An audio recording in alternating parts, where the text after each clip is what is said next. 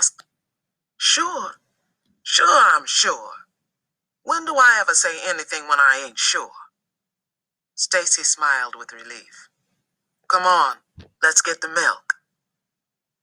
All of us went into the kitchen, then to the bedrooms to get our coats. When we got outside, TJ remembered that he had left his cap by the fire and ran back to retrieve it. As soon as we were alone, Little Man asked, Stacy, you really think them night men put tar and feathers all over Mr. Tatum? I suppose so, said Stacy. Little Man frowned, but it was Christopher John who spoke, whispering shrilly, as if a stray morning ghost might overhear. If they ever find out about the bus, you think they're gonna put tar and feathers all over us? Little Man's frown deepened, and he observed gravely, if they did, we'd never get clean again. Cassie, said Christopher John, his eyes wide, well, was you real scared when you seen him? Little Man shivered with excitement. I wish I could have seen him. Well, I don't, declared Christopher John. In fact, I wish I'd never heard of no night men, or buses, or secrets, or holes in the road. And with that outburst, he stuffed his pudgy hands into his thin jacket, pressed his lips firmly together, and refused to say another word. After a few moments, Stacy said, What's keeping TJ?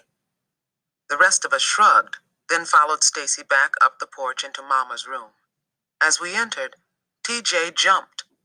He was standing at the desk, with Mama's W.E.B. Du Bois's The Negro in his hands. That don't look like your cap, said Stacy. Oh, man, I ain't done nothing. Just looking at Miss Logan's history book, that's all. I'm mighty interested in that place called Egypt she been telling us about, and them black kings that was ruling back then.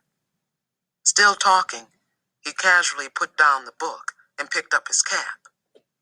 All four of us looked accusingly at TJ, and he halted. Say, what is this? What's the meaning of sneaking up on me like that anyway? Y'all think I was looking for them test questions or something?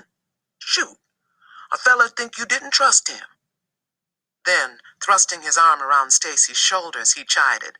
Friends gotta trust each other, Stacy, 'cause ain't nothing like a true friend. And with those words of wisdom, he left the room, leaving us to wonder how he had managed to slink out of this one.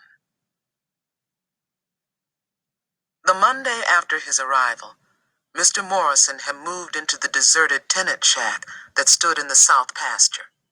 It was a sorry mess, that house. Its door hung sadly from a broken hinge, its porch floorboards were rotted, and its one-room interior was densely occupied by rats, spiders, and other field creatures. But Mr. Morrison was a quiet man, almost shy, and although Mama had offered him lodging in our house, he preferred the old shack. Mama sensed that Mr. Morrison was a private person, and she did not object to the move. But she did send the boys and me to the house to help clean it. Little Man, Christopher John, and I took to Mr. Morrison immediately and had no objections to the cleaning. Anyone who was a friend of Papa's was all right in our book. Besides, when he was near, nightmen and burnings and midnight tarrings faded into a hazy distance. But Stacy remained aloof and had little to do with him. After the cleaning, I asked Mama if Christopher John, Little Man, and I could go visit Mr. Morrison, but she said no. But Mama, I want to know more about him, I explained. I just want to know how come he's so big. You know about as much as you need to know, she decided. And long as Mr. Morrison stays here, that's his house. If he wants you down there, he'll ask you. Don't know how come y'all want to go down there no way, Stacy said moodily when Mama was out of hearing. 'Cause we like him, that's why, I answered, tired of his distant attitude toward Mr. Morrison. Then as discreetly as I could, I said, What's the matter with you, boy, not liking Mr. Morrison? Stacy shrugged. I like him all right. Don't act that way. Stacy looked away from me. Don't need him here. All that work he doing, I could have done it myself. Oh, you couldn't have done no such thing. Besides, Papa didn't just bring him here to do no work. You know how come he really here. Stacy turned toward me haughtily. I could have taken care of that, too. I rolled my eyes at him, but held my peace. I didn't feel like a fight, and as long as Mr. Morrison was within hollering distance of the back porch, it made little difference to me what Stacy thought he could do. I sure wouldn't want that big old man staying at my place, said TJ on the way to school. I bet you he get mad one time, he'd take old little man and swing him over the tree yonder like he was nothing but a twig. He laughed. Little man set his lips and stared angrily up. Course, I could probably about do that myself. Couldn't neither, denied little man. Hush, man, said Stacy. TJ, leave man alone. Oh, I ain't bothering him. Little man's my buddy, ain't you, man? Little man scowled, but didn't reply. TJ turned back to Stacy. You ready for that history test? Hope so, said Stacy, but I keep forgetting them dates. Betcha I could help you if you be nice. How? You worse than I am about dates. TJ grinned, then slyly pulled a folded sheet of paper from his pocket and handed it to Stacy. Stacy unfolded it, looked at it curiously, then frowned. You planning on cheating? Well, no, I ain't planning on it, said TJ seriously, just if I gotta.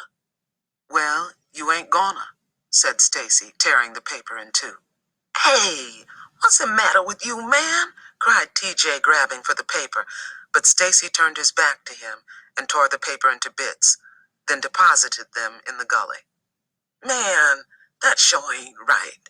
I wouldn't do you that way. Maybe not, replied Stacy. But at least this way, you won't get into no trouble. TJ mumbled. If failing ain't trouble, I don't know what is. Little man, Christopher John, Claude, and I were sitting on the bottom step of the 7th grade class building after school, waiting for Stacy and TJ, when the front door banged open and TJ shot out and tore across the yard. What's the matter with him? Asked Christopher John. Ain't he gonna wait for Stacy? The rest of the 7th grade, led by little Willie Wiggins and Mo Turner, spilled from the building. There he go, cried little Willie as TJ disappeared on the forest road. Mo Turner yelled, Let's see where he's going. Then he and the 3 other boys dashed away in pursuit of TJ. But the others stood restlessly near the steps as if school had not yet ended. Hey, what's going on? I asked little Willie. What's everybody waiting around for? And where's Stacy? Demanded little man. Little Willie smiled. Stacy inside with Miss Logan. He got whipped today. Whipped? I cried. What? Can't nobody whip Stacy? Who done it? Your mama? Laughed little Willie. Mama? Christopher John, little man, and I exclaimed. Little Willie nodded. Yep, in front of everybody. I swallowed hard, feeling very sorry for my older brother. It was bad enough to be whipped in front of 30 others by a teacher, but to get it by one's own mother, now that was downright embarrassing. Why'd Mama do that? Asked Christopher John. She caught him with cheat notes during the history examination. Mama knows Stacy wouldn't cheat, I declared. Little Willie shrugged. Well, whether she know it or not, she sure enough whipped him. Course now, she give him a chance to get out of it when he said he wasn't cheating, and she asked him how he got them cheat notes. But Stacy wouldn't tell on old TJ, and you know good and well old TJ wasn't about to say them notes was his. Cheat notes? But how'd TJ get cheat notes? Stacy got rid of them things this morning. Come noontime, though, replied little Willie. TJ was in them woods, busy writing himself another set. Me and Mo seen him.